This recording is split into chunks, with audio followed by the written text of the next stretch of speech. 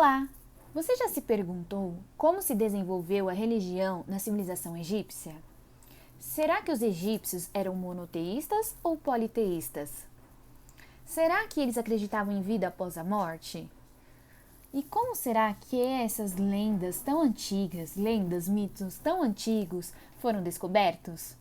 Meu nome é Nayara e eu vou esclarecer esses questionamentos no vídeo de hoje. E para isso eu vou utilizar o filme A Múmia, de 1999. Vamos lá?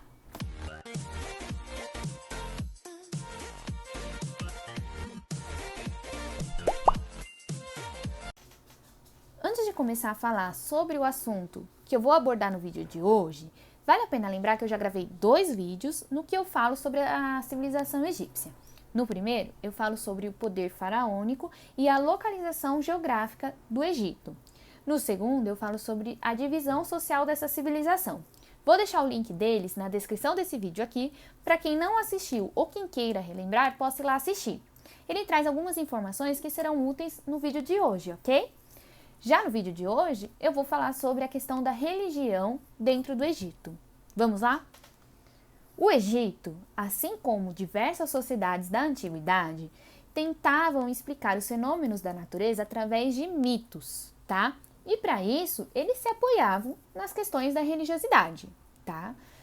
Com isso, os egípcios eram politeístas, ou seja, cultuavam diversos deuses, que podiam ser representados na forma humana, como nós, ou na mistura entre homens e animais. Os deuses que eram representados na forma humana eram considerados antropomórficos, e os que eram representados na forma de homem e animal eram antroposomórficos, tá bom? O filme A Múmia traz diversas cenas, diversas passagens que mostram esses deuses, tanto os que têm relação com o corpo humano e os outros que eram a mistura de homem e animal, certo?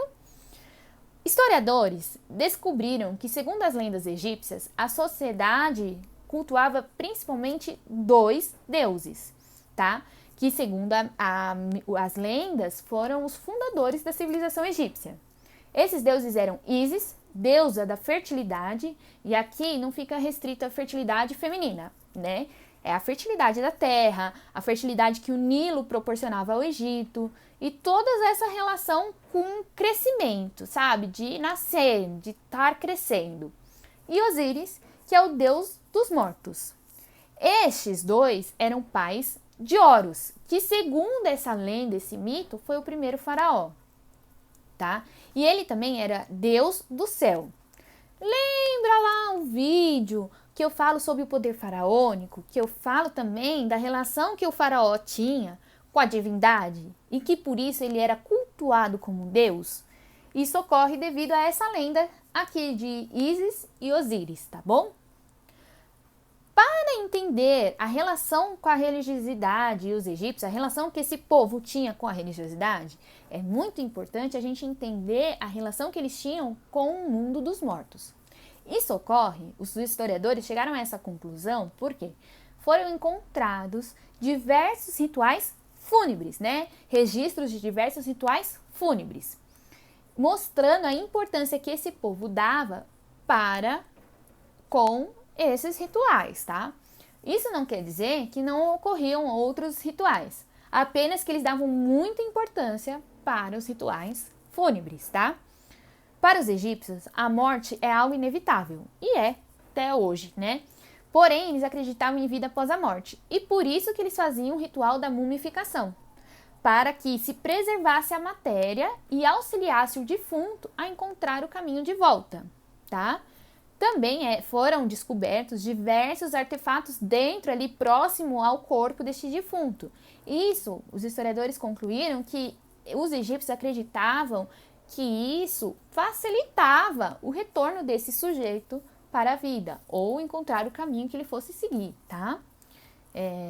Na cena, o filme A Múmia traz diversas cenas que remetem a isso, mas eu acho que a mais emblemática é a primeira tentativa de Imhotep de ressuscitar Anaxonamun, né?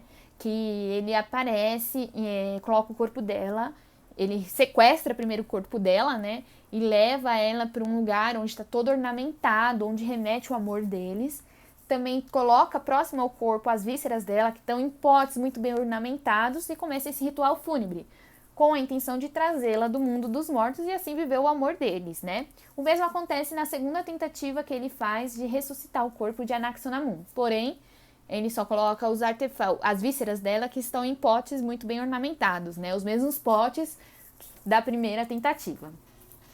Bom, para os egípcios, a morte está relacionada ao fato da existência, né? De existir.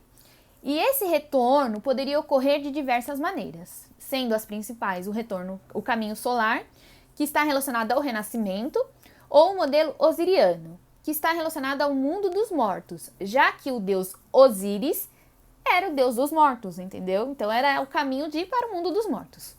E os rituais fúnebres, além da mumificação, eram cheios de crenças e regras isso ocorria para facilitar que o defunto encontrasse o caminho no qual ele iria seguir, né? Iria percorrer. Ou o solar, ressuscitando, ou o osiriano, indo para o mundo dos mortos, tá? Junto aos defuntos, eram colocadas fórmulas mágicas, tá? Que auxiliavam esse sujeito a enfrentar qualquer adversidade que ele fosse se deparando após a sua morte. Esse conjunto de fórmulas era conhecido como livros dos mortos e contém hinos, orações e prescrições.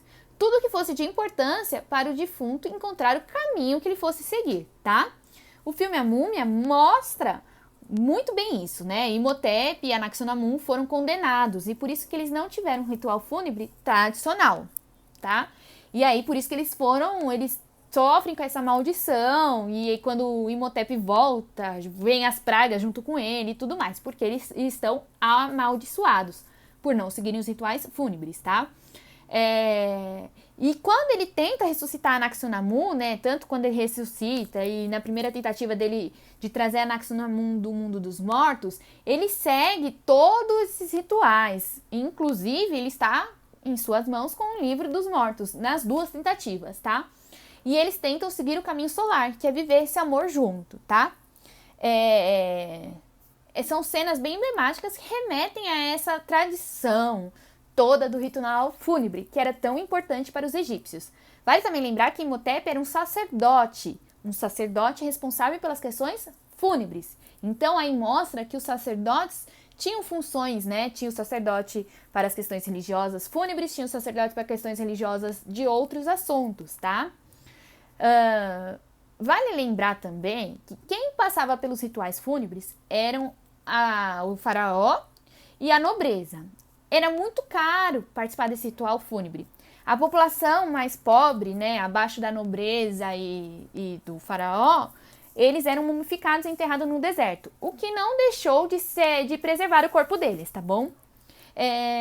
Os historiadores e arqueólogos acreditam que foi possível a preservação de tal riquezas de detalhes sobre esse ritual fúnebre pela localização que foi feita, edificada as pirâmides e os sarcófagos. Eles foram edificados em regiões que não sofriam com as cheias do rio Nilo e fez com que preservasse até os dias de hoje essas edificações, que são túmulos, né? Então, facilitando dessa maneira que os arqueólogos encontrassem evidências históricas e assim pudessem catalogar e desvendar todos esses mistérios dessa civilização, tá? Vale também a pena lembrar a importância do arqueólogo para a produção histórica, tá bom? No filme A Múmia, inclusive, mostra que a personagem principal e também heroína, ela é uma arqueóloga especialista em questões egípcias, né? Também já gravei um vídeo no que eu falo sobre a importância da arqueologia para a produção histórica. Vou deixar o link dele também na descrição desse vídeo, ok? Bom, vou deixar todos os links que eu falei aí na descrição do vídeo. Vou deixar também a bibliografia do estudo realizado pelas historiadoras Laura Nery Souza e Bruna de Oliveira Santos para a revista Mundo Antigo, que serviu de base, de apoio para eu produzir esse vídeo, tá? Vou deixar tudo direitinho aqui a bibliografia. Se você gostou, deixa seu like, compartilha e não se esqueça de se inscrever no canal para continuar acompanhando as novidades que vem por aí, tá bom? Muito obrigada!